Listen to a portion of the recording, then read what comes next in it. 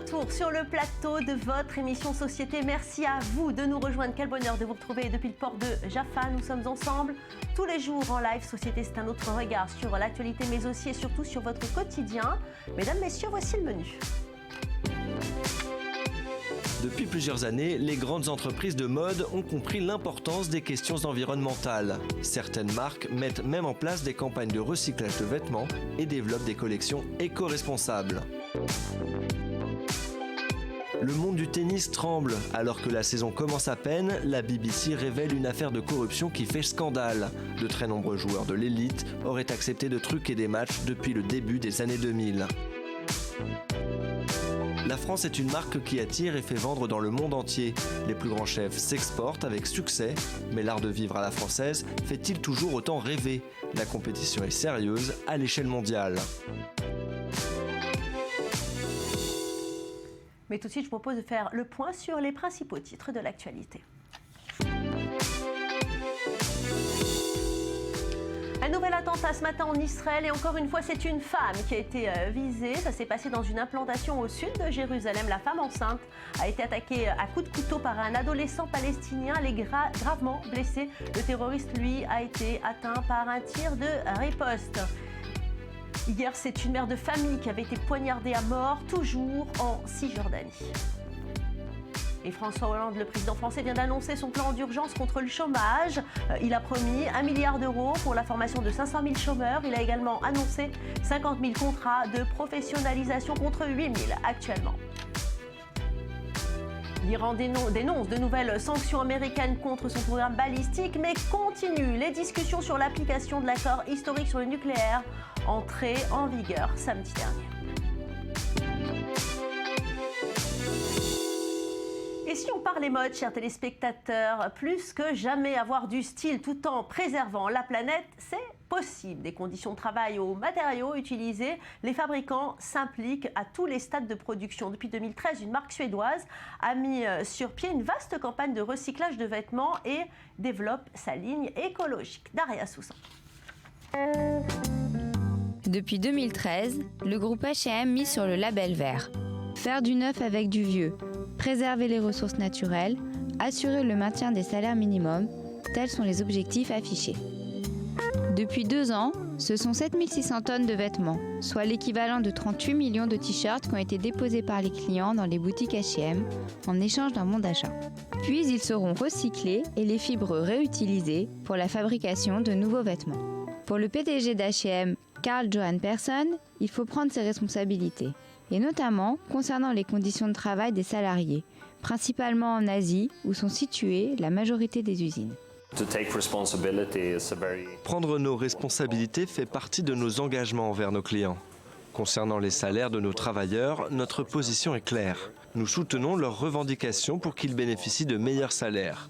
Pour le client, c'est en achetant Conscious qu'il bouclera la chaîne. Conscious est la ligne éco du géant suédois. Du coton bio, des nouveaux matériaux éco-responsables, Conscious pour une mode consciente. Chaque année, l'enseigne choisit une égérie pour représenter sa collection Conscious. Karine Roitfeld sera la prochaine, Olivia Wilde en 2015 ou Vanessa Paradis en 2013, pour qui ce projet lui ressemble. Elle aime le vintage et l'idée de recycler. Consciously, il faut utiliser et réutiliser vos vêtements et faire attention à ne pas gaspiller, que ce soit des vêtements, l'eau, l'électricité. Vous comprenez tout ce qu'on utilise pour se rendre joli. Cette stratégie globale de mode éco chez H&M touche le processus de fabrication dans son ensemble. Sous l'appellation Close the Loop, faire la mode autrement, une mode éco-responsable. Pour sûr, un mouvement est en marche et le monde de la mode se mobilise.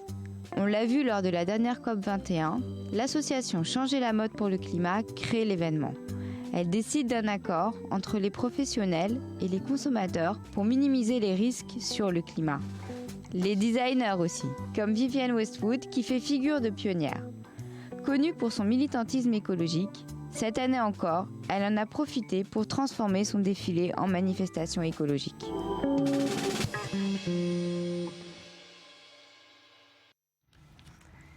Daria Soussan, bonjour. Bonjour. Alors, de plus en plus de marques se mettent au vert et notre façon de consommer a complètement changé.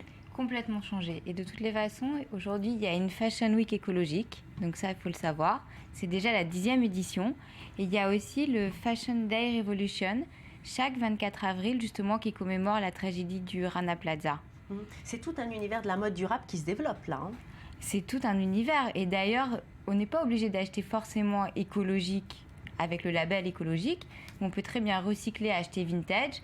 Ou même, encore mieux que ça, on peut acheter ses vêtements au kilo. Oui, alors justement, ça c'est la mode éthique qui n'est pas pour toutes les bourses. C'est ça les parades dont vous vouliez nous parler? Oui, et parce que en fait, aujourd'hui, on pense qu'acheter éthique, ça revient cher. On pense qu'acheter éthique, c'est pas possible, c'est pas accessible à tous. Donc justement, il y a des solutions, d'autres solutions qui sont possibles.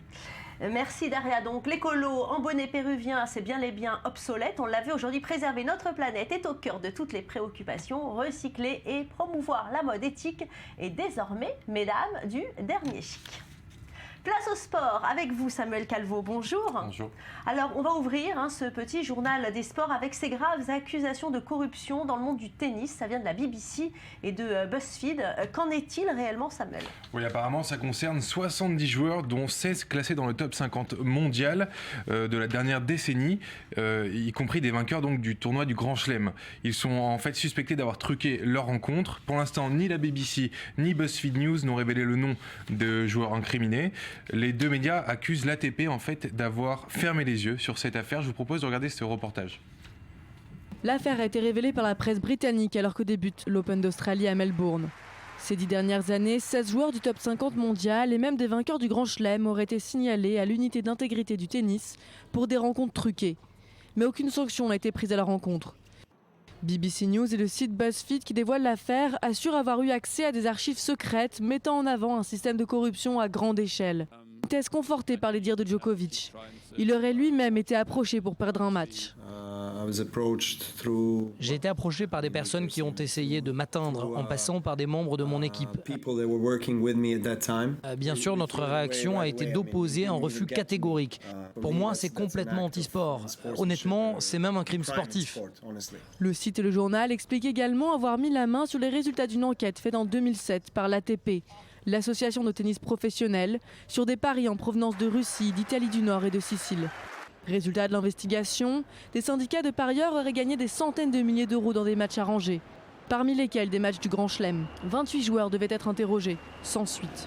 Des allégations rejetées par le directeur de l'association de tennis professionnel. L'unité d'intégrité de tennis et les autorités du tennis rejettent toute allégation stipulant que des preuves de trucage de match aient été supprimées ou pas assez étudiées.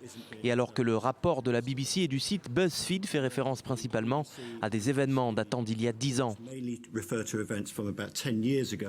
Nous allons enquêter sur toute nouvelle information qui sort, comme nous le faisons toujours. Selon les médias britanniques, 8 des joueurs incriminés participent à l'Open d'Australie. Leur identité n'a pas encore été révélée. Alors on va continuer avec le tennis, mais côté sportif, cette fois-ci, pas cette face sombre du tennis et du sport de temps en temps en général. Avec les résultats, vous aimez le tennis, Daria? Bien sûr. Alors voilà, c'est le coup d'envoi à Melbourne. Quels sont les résultats de la première journée de Grand Chelem, Samuel? Oui, on en parlait hier. En fait, le Serbe Novak Djokovic s'est qualifié pour le deuxième tour de l'OS Open d'Australie en battant le Sud-Coréen Chung Hye-yoon en 3-7, 6-3, 6-2, 6-4. Le tenant du titre affrontera donc Quentin Halys qui lui a signé sa toute première victoire. Une victoire expéditive. En Grand Chelem, je vous propose d'écouter le vainqueur.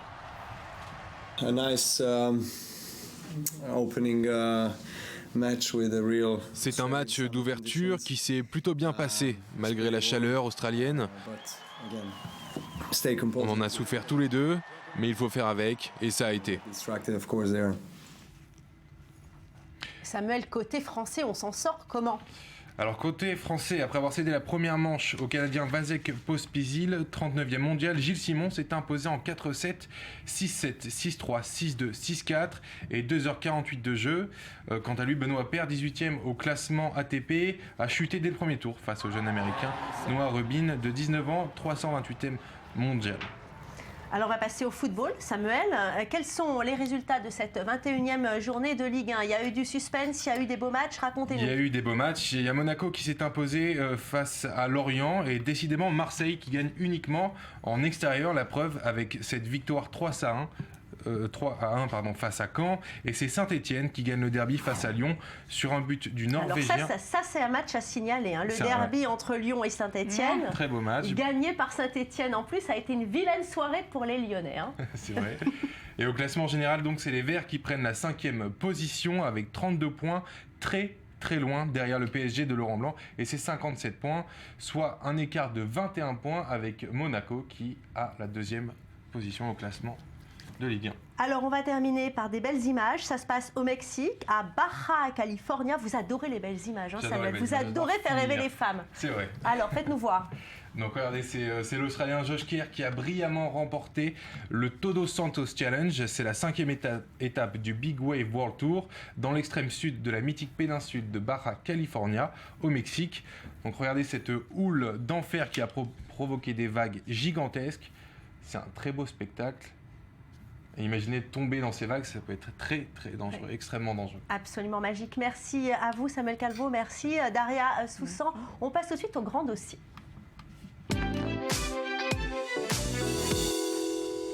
Aujourd'hui, dans le grand dossier, on se penche avec vous sur l'art de vivre à la française. Cette expression semble être devenue une formule magique à l'étranger. Se réclamer de la tradition française pour l'hôtellerie et la restauration a l'air de garantir clients et succès. Exemple au Qatar, où les équipes du chef Alain Ducasse proposent tous les jours du chameau tendre, braisé et du foie gras de canard à la truffe. Un mélange de tradition française et de saveurs orientales. On regarde tout de suite le reportage. On se retrouve après avec nos invités pour parler de cette tradition à la française. À tout de suite. Mélanger saveurs arabes et gastronomie française, c'est le pari du restaurant Idam à Doha. Ouvert en 2012, il est le seul restaurant d'Alain Ducasse au Moyen-Orient. Une clientèle de Qataris et d'expatriés se côtoie dans un décor signé Philippe Stark. Je pense que dans d'autres pays, les gens ne sont pas réellement conscients de la grande diversité de la cuisine arabe. La plupart connaissent quelques plats comme les salades fatouches ou le taboulé. Peut-être aiment-ils, je ne sais pas, le houmous ou des condiments basiques, les kebabs. En cuisine, le chef d'Idam peaufine un nouveau plat, le homard zahalouk. Il lui a fallu 3 mois de recherche pour assembler ce homard breton et ses aubergines fumées croustillantes. C'est vrai que le homard se marie quand même avec beaucoup de produits, donc là je trouve qu'on a trouvé quelque chose de bien. À chaque changement saisonnier, un chef du groupe Ducasse vient de Paris valider la nouvelle carte. Une carte sans alcool censée mettre en valeur des produits régionaux de saison, comme la crevette d'Arabie Saoudite, le miel yéménite ou le safran. Indispensable. Quand on se dirige vers une carte plutôt automne, même s'il n'y a pas d'automne ici, mais on est plutôt... on se dirige vers les légumes on va travailler les légumes d'automne, un peu le cèpe, un peu la girole, parce qu'on a aussi un rôle éducatif. On veut aussi montrer les produits qu'on peut trouver à cette période de l'année, les meilleurs produits. Pour suivre les règles du groupe Ducasse, Idam doit aussi utiliser des produits du Qatar. Un défi de taille dans cette péninsule désertique qui importe 90% de ses produits alimentaires. Le restaurant, quant à lui, fait venir d'Europe 30% de ses ingrédients. Les produits de la mer, c'est ce qu'il y a de mieux ici de toute façon. On est entouré de... On a tout ce qu'il faut autour. Après, voilà, les méthodes de pêche sont comme nous on faisait il y a 30 ans. Au Qatar, la pêche n'est pas contrôlée et le pays fait appliquer difficilement les normes d'hygiène internationale. Le restaurant doit aussi importer la majorité de ses volailles et ne sert pas de bœuf. Mais l'ingrédient qui connaît le plus de succès chez Idam est bien local, le chameau, cuisiné façon Rossini. Et pour en parler sur ce plateau, Marie Semelin. Marie, bonjour. Vous avez préparé ce dossier. Et Mickaël Seban, bonjour. Alors, vous dirigez l'école Vatel de Tel Aviv. Est-ce que la force, finalement, de la tradition française, c'est de savoir s'adapter? Parce que là, on l'a vu dans le reportage, ils servent quand même du chameau. C'est pas du tout un plat ou un mets que l'on servirait dans un restaurant français. C'est finalement, la force, c'est de ne pas être figé dans les propositions de menu. Tout à fait. De toutes les manières, on voit que les habitudes culinaires évoluent. elles ont évolué, le fast-food, le street-food a beaucoup évolué. Donc les habitudes culinaires, les chefs également sont arrivés dans des nouvelles technologies. La fusion food sont des choses qui sont en constante évolution. Les chefs sont à la recherche, Alain Ducasse également, Marx également, sont des chefs qui sont rentrés là-dedans et qui ont trouvé clients sur l'Espagne, en Asie. Et ça, c'est quelque chose qui est en perpétuel développement. Alors justement, cette école que vous dirigez, qui s'appelle Vatel, s'est construite sur cette image d'excellence à la française. Expliquez-nous les valeurs que ça porte. Alors d'abord, il faut bien comprendre que le groupe Vatel, c'est 35 écoles dans le monde. C'est plus de 30 000 anciens étudiants qui sont dans des postes clés et de direction à l'international. C'est des valeurs et c'est un savoir-faire de plus de 30 ans qui sont basés sur des choses qui sont ce qu'on appelle le savoir-vivre à la française. Le savoir-vivre à la française, c'est quoi? C'est une manière d'abord du respect de la personne. Ce sont des codes pratiques que si l'on utilise au bon moment, au bon endroit, on peut être à l'aise dans toutes les situations, dans la vie professionnelle comme dans la vie personnelle. Dites-moi, Michael Seban, ces valeurs-là, la française, vous ne trouvez pas que c'est un petit peu vieillot de nos jours quand même? Au contraire. Ces valeurs sont des choses qui sont essentielles. Vous savez, elles remontent, ces valeurs, depuis les années 1900. 1900-1910, ce qu'on appelait le chic à la française, c'était quoi? C'était la mode Coco Chanel, c'était l'élégance, la simplicité. Et ensuite, par la suite, on a eu une évolution. Ce sont différents codes. L'écoute, le respect, la rigueur, l'exigence avec soi-même, l'exigence avec les autres, ce sont des valeurs qui rassurent dans le monde de l'hôtellerie de luxe, qui rassurent dans le monde de la gastronomie. Et c'est des bases qu'il ne faut absolument pas changer. Alors moi, je voudrais vous interroger aussi là-dessus, c'est-à-dire que quand on est à l'étranger et qu'on dit « je viens de l'hôtellerie française », clairement, c'est un avantage ? Alors, quand on vient de l'étranger et qu'on dit que je viens de l'hôtellerie française, il faut savoir le bagage qu'on a acquis. C'est-à-dire que la formation, dire je viens d'une école hôtelière, c'est quoi? C'est quoi le management hôtelier? Qu'est-ce qu'on apprend? Nous, on est une école de commerce. Une école de commerce qui a une spécialisation en hotel management. C'est-à-dire qu'on apprend les matières comme la gestion, le marketing, les ressources humaines, mais également on a des applications très pratiques au sein même des hôtels où, en fin de compte, on a une finalité, c'est le service, le client. On a l'impression quand même, Michael Seban, que la France se repose un petit peu sur ses lauriers. Quand même, la France qui a de nombreux défis à relever à l'international, Marie Semelin. Un peu la traîne, la France. Alors, bon, il y a deux poids, deux mesures. Si l'école de management, apparemment, réussit le défi de se renouveler et d'être dans la modernité, si on regarde du côté de la cuisine française et des chefs français, là, c'est pas forcément le cas. Si on prend, par exemple, le fameux classement du World's 50 Best Restaurants, les 50 meilleurs restaurants du monde, les Français sont un petit peu à la traîne, pas un Français dans les 10 premiers. Il y en a quelques-uns dans les 50, mais pas beaucoup. C'est déjà un peu mieux que l'année dernière où la place, ou plutôt l'absence de place des Français avait beaucoup fait débat. On avait vu des articles dans le New York Times, dans le Guardian, dans des journaux anglais et américains qui disaient les Français, c'est bon, la cuisine française, c'est fini, ou les Français, laissez-nous tranquilles. Vous voyez le ton. Et du coup, la diplomatie française essaye aussi de mettre l'accent sur la cuisine française, de le promouvoir via le ministère des Affaires étrangères directement. Une initiative l'année dernière qu'on peut noter, Good France. Alors Good France et Good France, petit jeu de mots qu'on peut noter. 1000 chefs qui vont cuisiner partout à l'étranger pour aussi réussir à promouvoir ce goût qui a tendance peut-être à péricliter un peu. Il va falloir tenir les rênes pour ne pas perdre finalement la vedette. La preuve, en France, dans le Beaujolais, il y a une école qui apprend les secrets de la cuisine française à des Japonais. Marie. Oui, c'est le verre à moitié plein, on va dire, du côté cuisine. C'est qu'au Japon, en tout cas, la cuisine française fait toujours recette. Et dans le Beaujolais, il y a des chefs japonais qui viennent suivre une formation de 5 mois avant de rentrer chez eux. Et certains ont des étoiles au Michelin. Je vous propose de regarder. Allez, on regarde. En plein cœur du Beaujolais, des apprentis cuisiniers travaillent les meilleurs produits de la gastronomie française. Pour suivre, une lotte, un rouget, 2 bœufs. Pavés de bœuf charolais fumé ou marbrés de foie gras, des recettes 100% françaises pour des étudiants qui sont tous japonais et ont 5 mois pour maîtriser à la perfection des centaines de techniques culinaires. Un apprentissage qui commence avant tout par le goût. Le sel, ils ne connaissent pas. Chez eux, c'est la sauce soja. Donc il faut les former à tout ça, au goût, à l'acidité qu'ils ne connaissent pas beaucoup. Et la mer aussi, ils connaissent un peu, mais un peu moins. Donc il y a beaucoup de choses à leur apprendre. Dressage, service et envoi des plats dans la langue de Molière avec plus ou moins de facilité. Une lotte, un rouget, 2 bœufs. Ça va sur le prêt. Les étudiants passent en revue les secrets de la cuisine française très prisée au Japon. 25 000 € pour 5 mois de cours et 5 mois de stage, la formation assure aux jeunes chefs une place de choix à leur retour à la maison. Pourtant, ils sont nombreux à ne pas vouloir rentrer. Je vais d'abord rentrer au Japon chercher du travail. Et je ne souhaite revenir ici qu'une fois que je me serai fait la main. Je pense qu'après ça, j'aurai une meilleure idée de quel chef et de quel type de cuisine j'apprécie. Alors je pourrai trouver un but, un chef pour qui travailler et revenir en France. Dans ce restaurant pâtisserie lyonnais, le chef est japonais comme toute sa brigade. Bûche de Noël au thé vert ou crumble à la poudre de soja. Côté cuisine, cela donne un savant mélange de saveurs.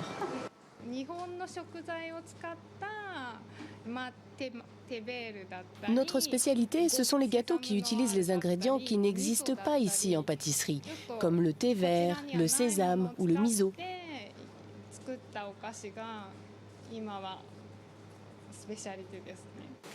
Et même si tous ne choisissent pas cette mixité des goûts, les étudiants de l'école Tsuji ont de beaux jours devant eux dans l'Hexagone. En 2015, 21 restaurants tenus par des chefs nippons ont décroché une étoile au guide Michelin.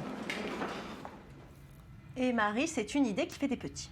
Oui, parce que le fameux Joël Robuchon, qu'on connaît tous, veut ouvrir une école dans la Vienne, et non pas à Vienne, c'est-à-dire en France dans la Vienne, avec de l'argent chinois pour que des étrangers puissent venir apprendre la cuisine française. Pas de manque d'idées du côté de la cuisine, mais peut-être du manque d'argent. Et ici, en Israël, il y a la semaine de la gastronomie, ça va se passer en février. Ça va se passer vers mi-février. Vatel est bien sûr partenaire, comme chaque année, de la semaine de la gastronomie. C'est-à-dire qu'on est sponsor, c'est-à-dire qu'on va avoir également nos élèves qui vont être en application pratique, le soir et en journée, pour pouvoir justement participer de façon active et en logistique, comme on l'a été au mois de septembre pour l'Open de golf à Césarée. On avait également nos élèves de Vatel qui étaient présents, où il y avait les caméras d'i24 News étaient présentes. Étaient présentes, exactement. Il y avait les 50 plus grands joueurs du monde amateur. Et on a un élève de deuxième année, justement, qui est arrivé deuxième du classement. Et c'est vraiment chapeau pour lui, un élève de deuxième année de notre école. Donc c'est toujours une marque qui marche. On en parlait comment le label France s'exporte. Mais moi j'ai une question, on fait cocorico parce que je pense qu'on aime tous l'art de vivre à la française ici.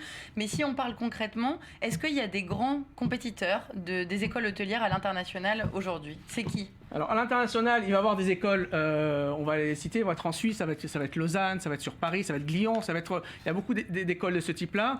Moi je parlais de ce qu'il y a en Israël parce que moi je suis directeur de l'école de Tel Aviv. À Tel Aviv, effectivement, il y a des universités qui proposent des formations. Aucune formation de ce type est proposée sur lequel on travaille et on insiste sur des détails d'excellence avec un réseau de 35 écoles. On a des élèves maintenant qui sont des professionnels israéliens qui viennent également intégrer notre cursus justement pour avoir également cette formation et pour pouvoir s'exporter à l'international sur leur carrière. On a des élèves qui sont des élèves francophones qui viennent et qui veulent apprendre à avoir un métier puisqu'on enseigne en anglais et en français. On a la seule formation à enseigner ces deux langues en Israël. Et également, on a des anglophones donc, qui viennent également qui sont un peu plus âgés, qui viennent également faire la formation chez nous pour entrer directement dans le marché du travail et également se créer un réseau. Ce réseau qui est tellement important, qui est reconnu par les directeurs d'hôtels en Israël et qui recherchent, puisqu'ils envoient eux-mêmes leurs propres employés faire une formation chez nous. Donc la manière dont on peut conclure peut-être, c'est que l'art de vivre à la française, oui, ça vend, mais si on arrive à rentrer dans la modernité et avoir une formation, on va dire, polyvalente. Tout à fait. Merci à vous deux. On en refera une autre émission sur la gastronomie française. Je vois qu'on avait beaucoup de choses à dire aujourd'hui. Merci Marie. C'est la fin de ce grand dossier sur i24 News.